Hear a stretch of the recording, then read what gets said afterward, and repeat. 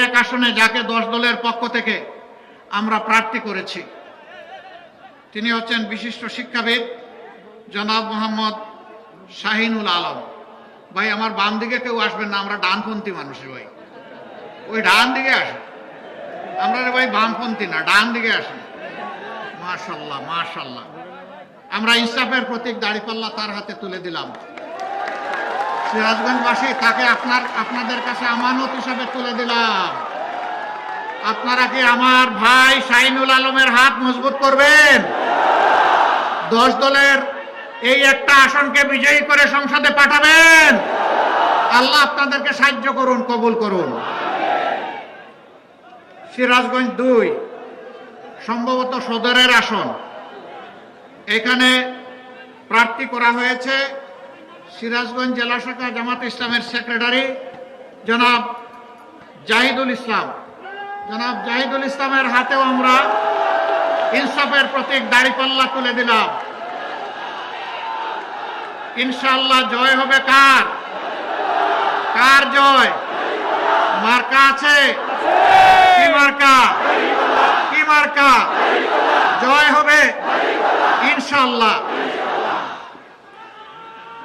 তারপরে সিরাজগঞ্জ 3, এখানে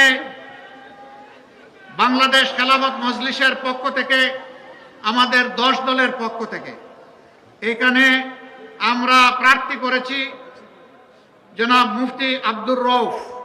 তার মার্কা হচ্ছে রিকশা। মাশাআল্লাহ, দাড়িপাল্লার চাইতে ওইটা রঙিন। এই রিকশা মার্কাকে আপনারা সবাই মিলে বিজয়ী করবেন ইনশাআল্লাহ। আমরা তাকে আপনাদের কাছে আমানত হিসাবে রেখে গেলাম।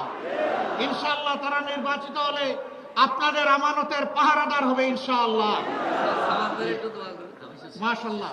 এখানে ছিলেন আসলে আমাদের পক্ষ থেকে 1.5 বছর ডক্টর মৌলানা আব্দুস সামাদ, নিবিড়ভাবে দিন রাত কাজ করেছেন।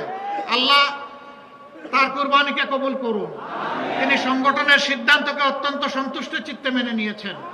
এর বিনিময়ে আল্লাহ তাআলা দুনিয়া এবং আখিরাত 2 জায়গায় তার মর্যাদা বাড়িয়ে দেন।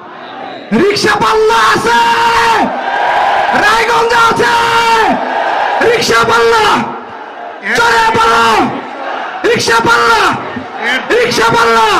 ভাই আমাদের আরো 2 মিটিং বাকি এখনো।